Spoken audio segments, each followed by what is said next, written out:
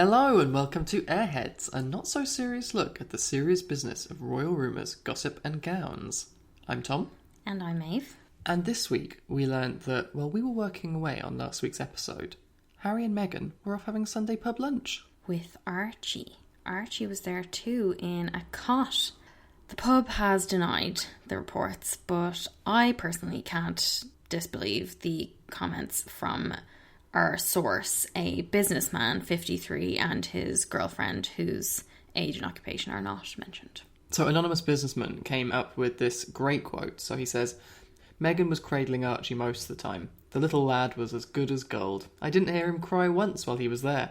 No other customers recognised them. The staff clearly knew who they were, but kept the service low-key. Fantastic. He was as good as gold. Of course he was. Apparently, this took place at the Rose and Crown pub in Winkworth, Berkshire, which is a 10-minute drive from Frogmore Cottage, supposedly. And Meghan and Harry are said to have eaten a £15 roast dinner. And we are told that Harry had 2 pints of beer, but Meghan appeared to stick to water. The Sun reported this, and they just couldn't help bringing up the recent controversies around Harry and Meghan. They said, it was in contrast to the global warming campaigning couple's recent holiday jaunts to Ibiza in the south of France on gas-guzzling private jets.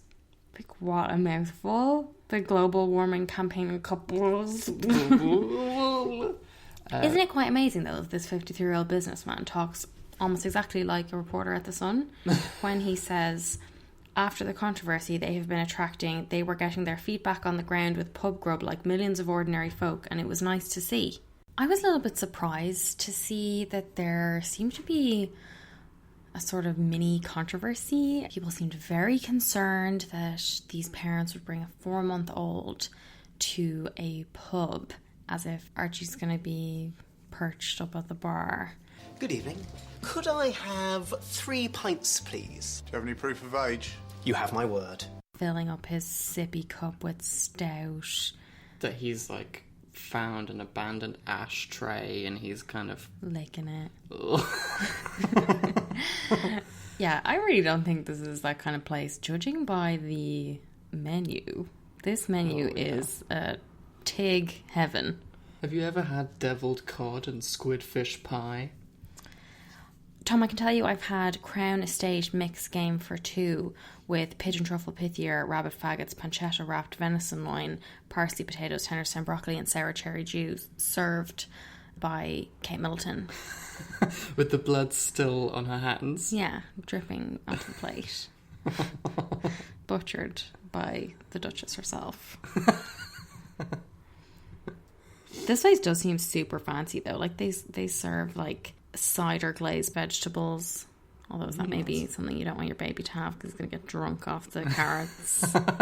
Archie's slurring out another round of cider vegetables for everyone. His first words.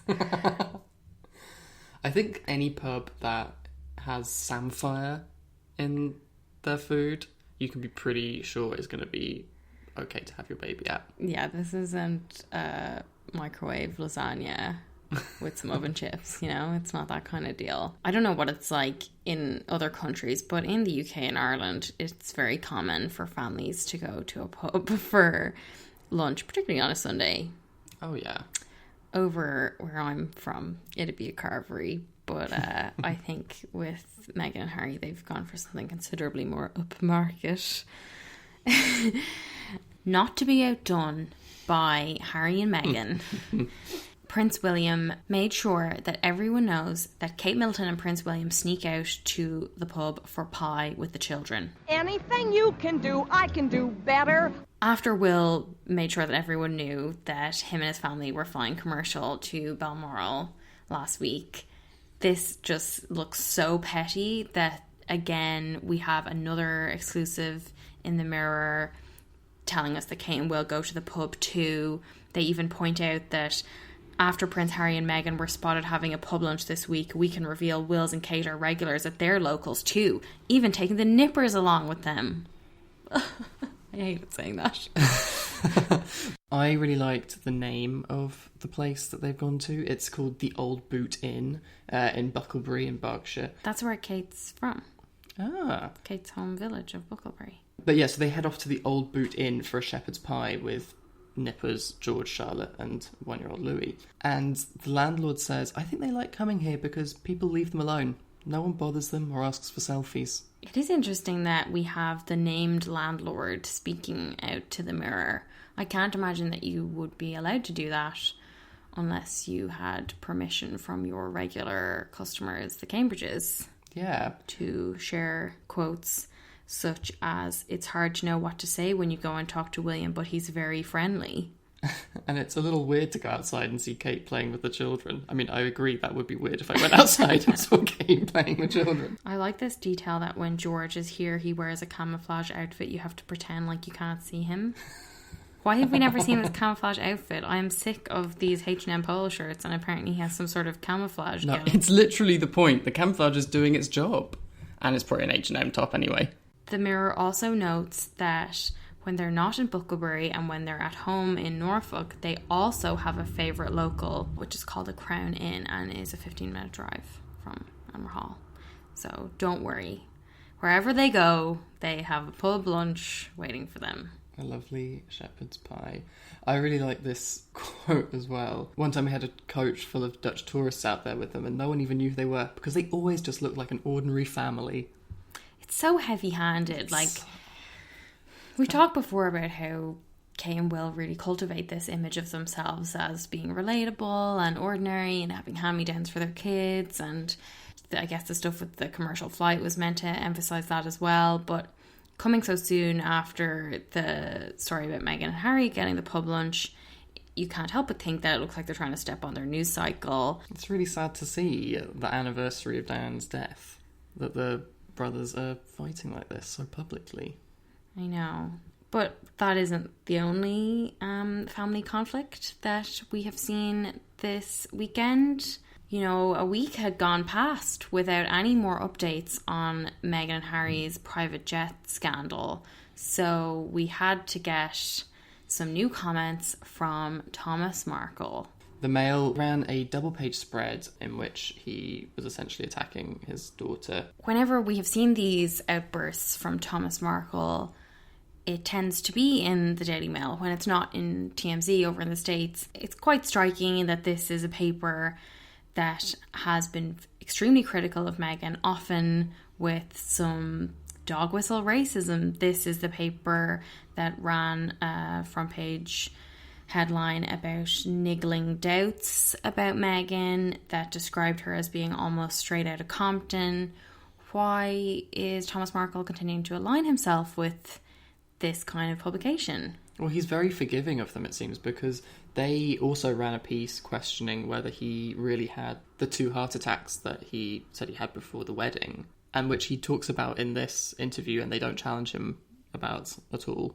So. Yeah, back in July of last year, the Daily Mail reached out to the hospital that Thomas Markle said he stayed in Mexico when he had his 2 heart attacks the week before Meghan and Harry's wedding, and the hospital said that no such name had ever checked into the hospital.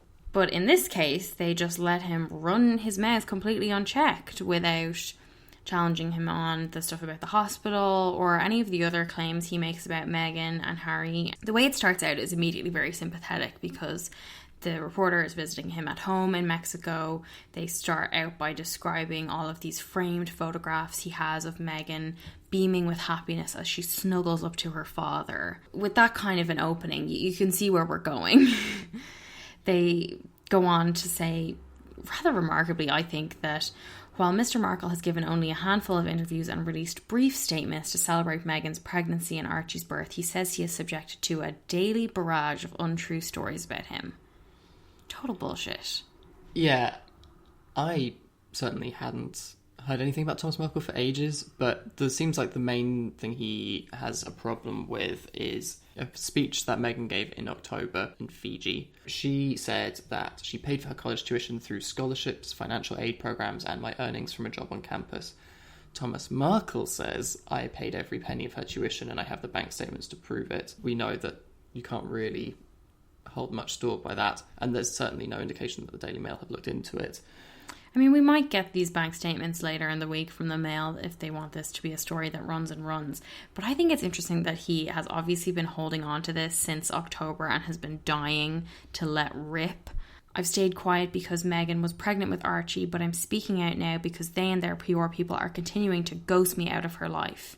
Of course, I'm disappointed not to see Archie. I had hoped becoming a mother would mellow Meghan and she would reach out. Does it seem like he's mellowed at all? Because I don't think so. It's always on Meghan to change this. But it's also not true that he remained silent throughout her pregnancy. Yeah, he did a television interview on Good Morning Britain back in December when Meghan was a few months pregnant at that point, in which he again was criticising her for ghosting him, blah, blah, blah.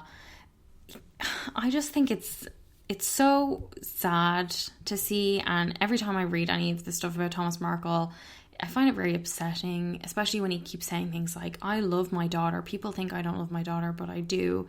And then he'll, show the reporter a photo of Meghan when she was 2 that he then gives them permission to publish exclusively. He does make sure that they run a little note at the end saying that he neither asked for nor received any payment for this article.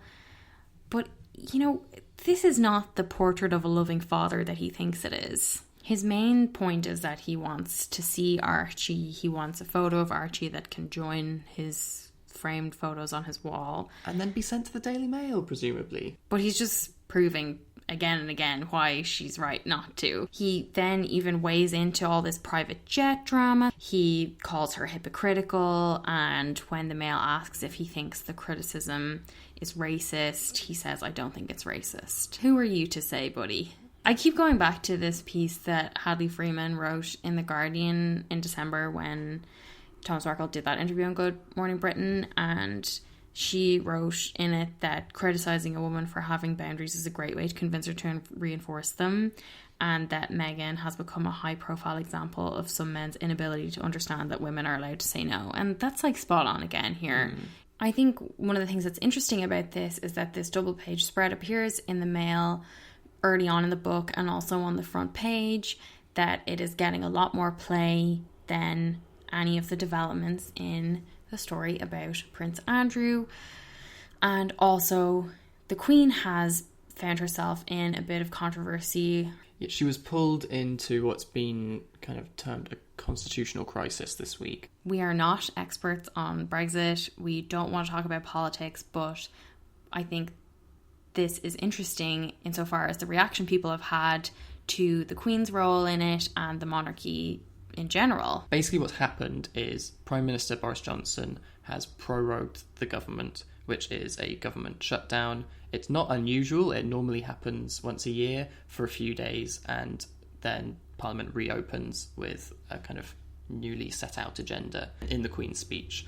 It's actually unusual because at the moment the current Parliament has been sitting for 2 years, so it would have been due some kind of prorogue. But it's normally for a few days. This one is for 5 weeks, between the 10th of September and the 14th of October. The Brexit deadline is the 31st of October, so that would leave only 2 weeks when Parliament comes back to try and come up with some kind of deal. It's been seen as Boris Johnson trying to force a no-deal Brexit. We don't normally have any questions about whether the Queen is going to agree to a prorogue of the government. She always acts according to the advice of her ministers, which means the Prime Minister, because she's a constitutional monarch, not an absolute monarch. So in this case, she could either approve or deny the request. She obviously approved it because, as we said, she rules a constitutional monarchy.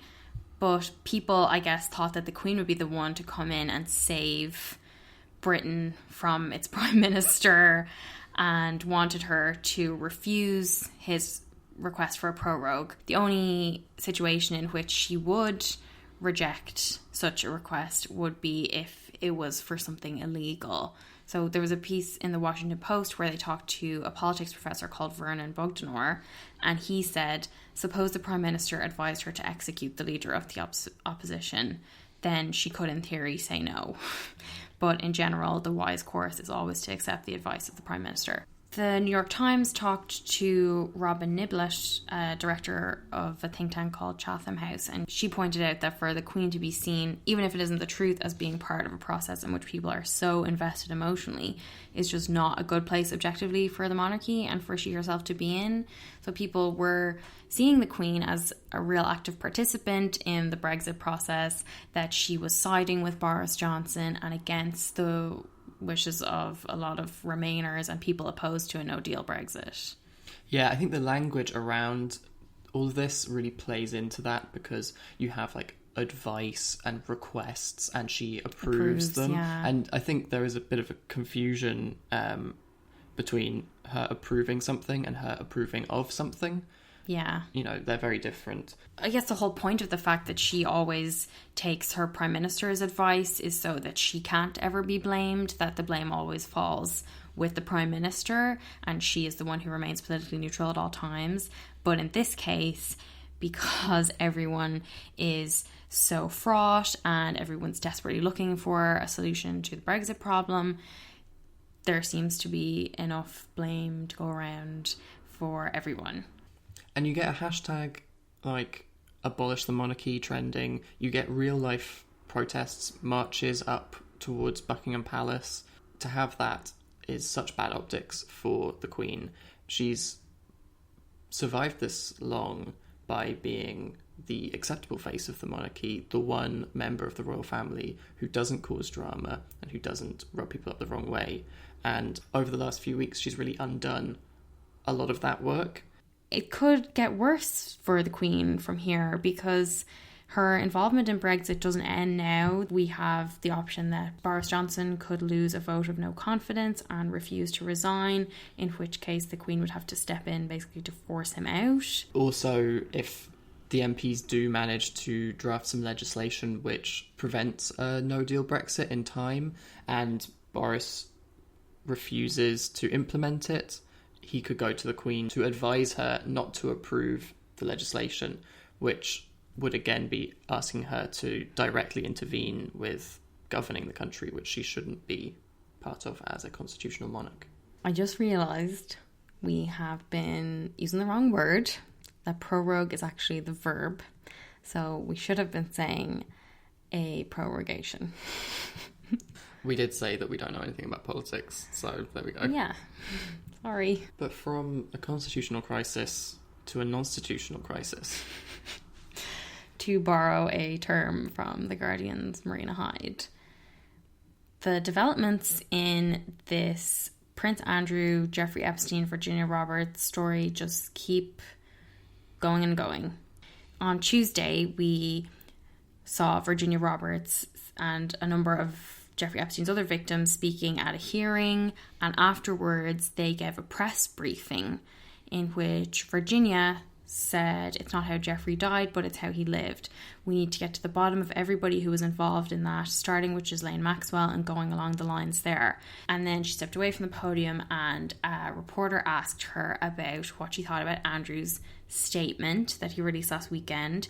She hesitates for a moment and then says, he knows what he's done and he can attest to that. So can you repeat that? We step up to the mic, step up. He knows exactly what he's done, and I hope he comes clean about it. What a moment. I know, such strong words. And it was followed up by her lawyer, David Boies, who said, anybody can deny things in a printed statement. It's a different thing to come here and answer questions under oath, subject to cross-examination. Those are the kinds of answers we are eventually going to get. So he's going to be a real thorn in Andrew's side, because he's really pressing for a deposition. He wants to get Andrew answering questions under oath. So that was on Tuesday, and then the next day, Andrew and Fergie decided to bring an end to their holiday in Spain in the golf resort and flew back to the UK for crisis talks with Andrew's advisors. Do we know how they flew back? Private. Great. There was a royal source close to Andrew speaking to The Sun, and they said, the Duke is a proud man, but this has brought him very low. The Epstein story has had a profound effect on him. He has been sitting at his desk every day wondering how this is happening to him. I would have loved to be the person at the golf course whose job it was to bring his desk out onto the course for him to sit at while he contemplated his next shot. Feeling sorry for himself. This has shades again of that story about him moaning about Prince Albert of Monaco having an easier life than he does.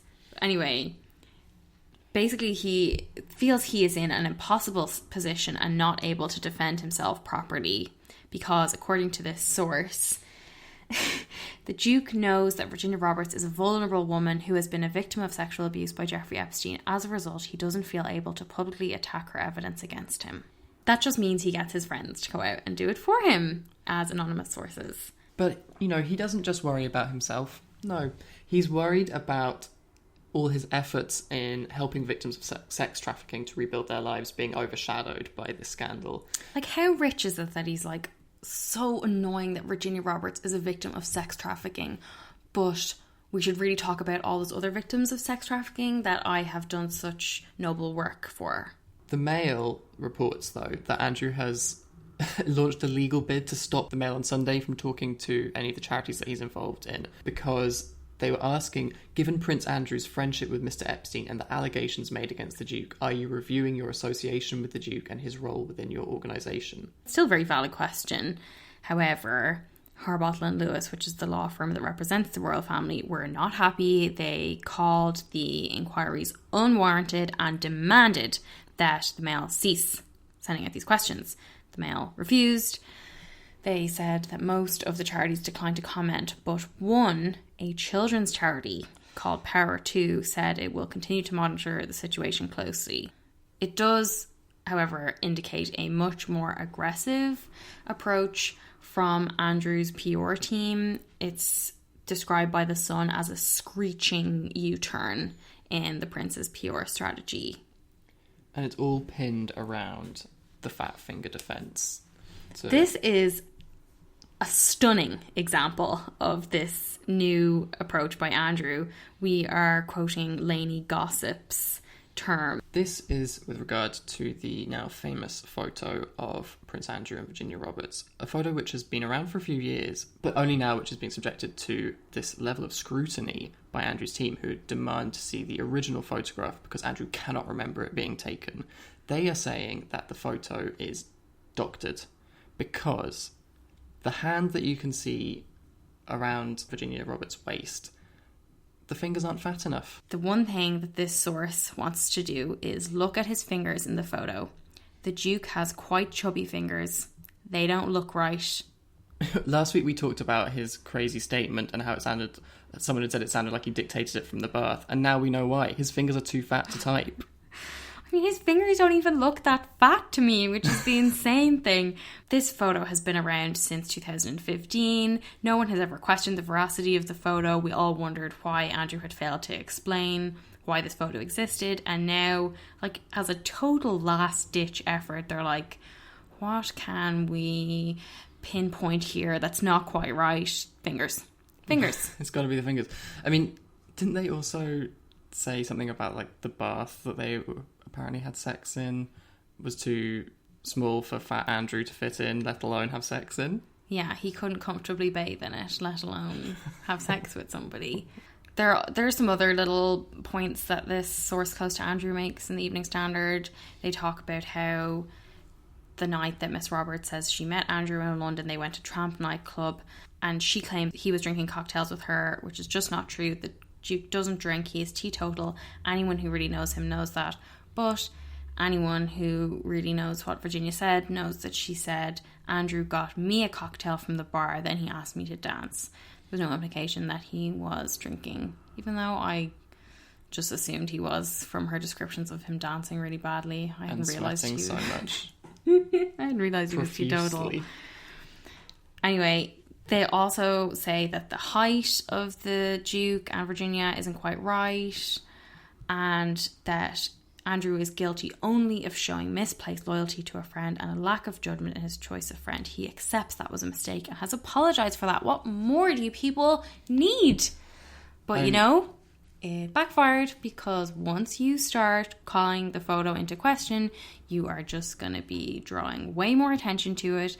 And luckily, the Mail put all of its efforts into a forensic analysis of this photo, this incredible spread this week, going through every detail that had been called into doubt. They had side-by-side pictures of the fat fingers. Amazing picture of Andrew with his hands over his face, showing just how chubby they are or are not. You decide. They compared the different heights, and even down to kind of showing that the windows in the photo match the windows on the first floor on Maxwell's house, which is Maxwell's house. I liked the really stupid defense that they had that don't even look like clothes Andrew would wear. And then the Mail has dug up this picture of him wearing almost exactly the same outfit with the same number of buttons unbuttoned on his shirt. You'll be delighted to hear. Leaving a nightclub a few months before. This is his clubbing outfit now. We know. Like, the whole thing is just insane. Who in their right mind thinks it's a good idea to be inviting more discussion and scrutiny of your fingers when you have been accused of having sex with a 17-year-old victim of sex trafficking? Nobody wants to be thinking about your fingers, buddy. Well, what does that tell you about the new PR guru? Yeah, that is the reason for all of this shift in gears. We've got a new guy behind the wheel. New finger-obsessed PR executive. So this completely goes against the long-held Buckingham Palace mantra of never complain, never explain. Because Andrew has instead turned to a long-standing friend of Fergie's, James Henderson, who has a very interesting career. He used to be CEO of a PR company called Bell Pottinger.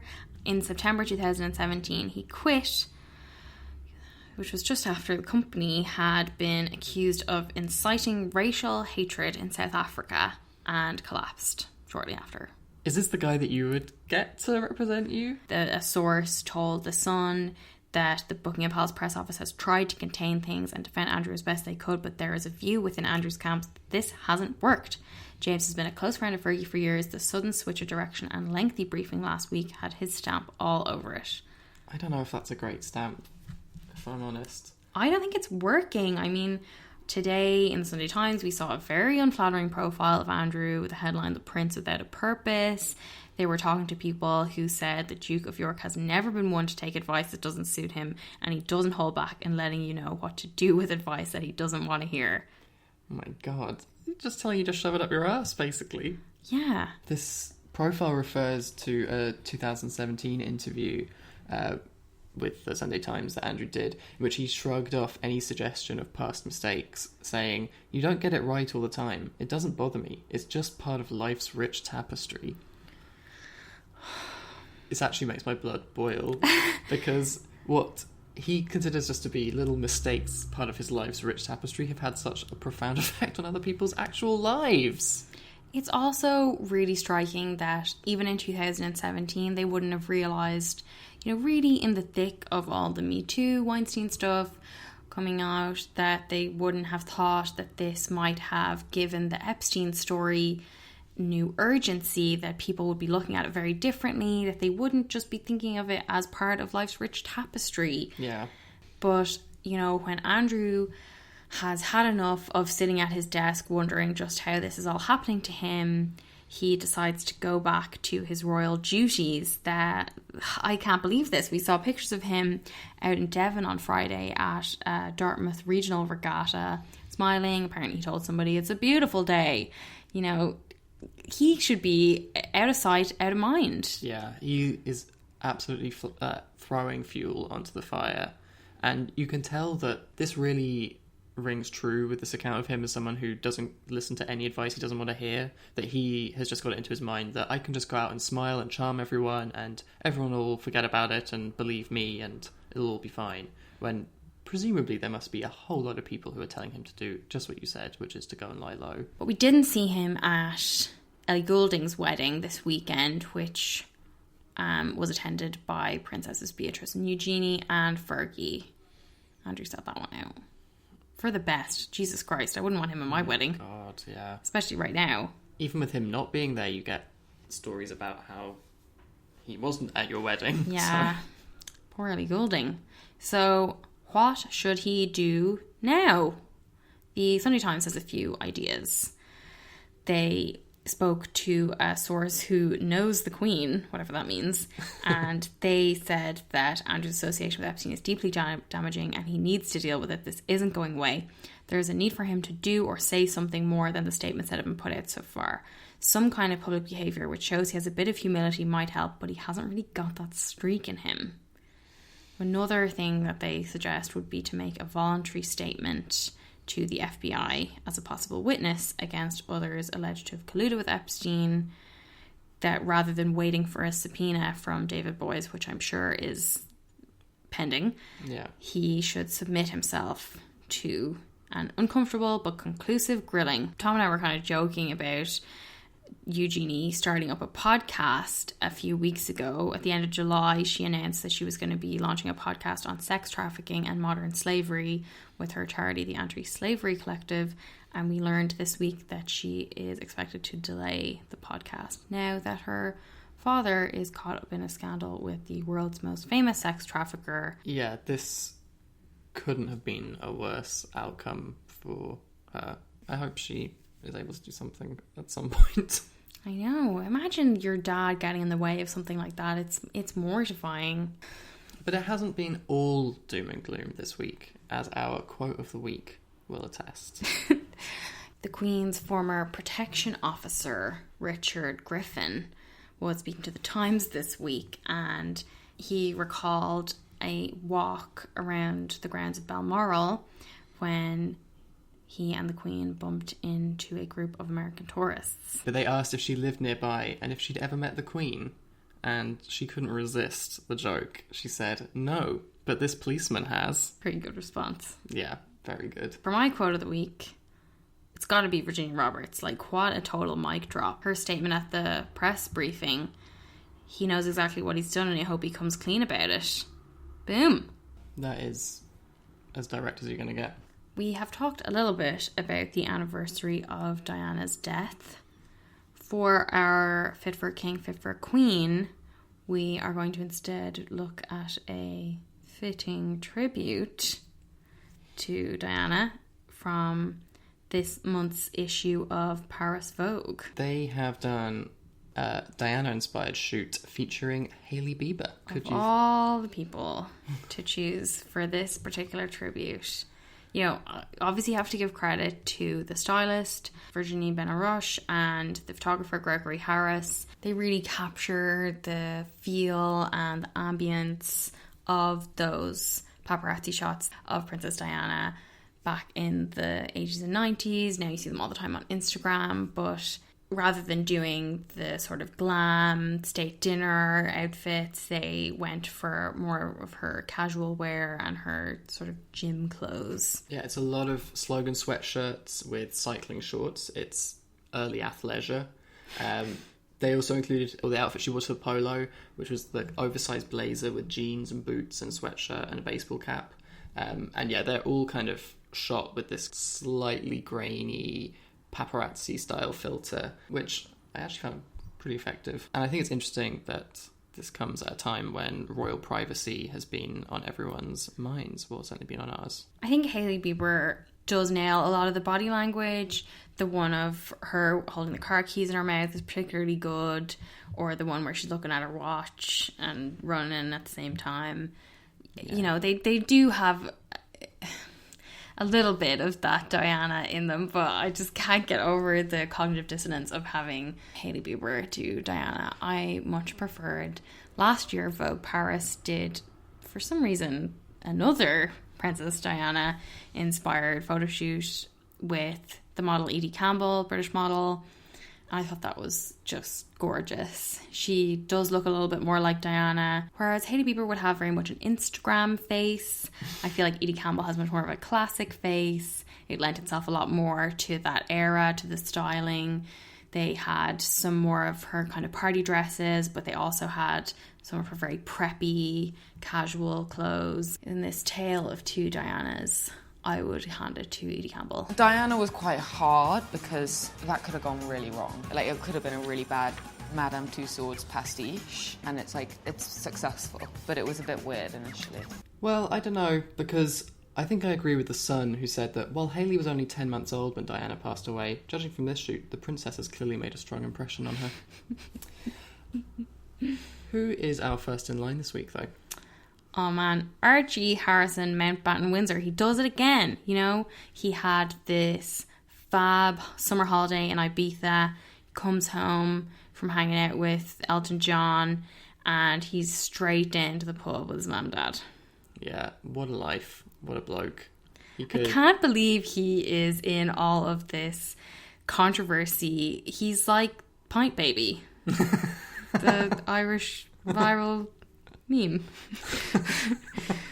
I think you might be done for treason for saying that. But... So next week, we've got George and Charlotte starting school. Also heard that Harry and Meghan are going to be visiting Balmoral at last with Archie. And we should be getting some more details about the Sussexes' trip to South Africa. In the meantime, you can find us on Instagram and Twitter at AirheadsPod and on Facebook at Airheads. And if you like the episode, please leave us a rating and maybe a review wherever you get your podcasts. Thank you so much for listening and have a great week. Bye. No, you can't. Yes, I can. No, you can't. Yes, I can. No, you can't. Yes, I can. No, you can't.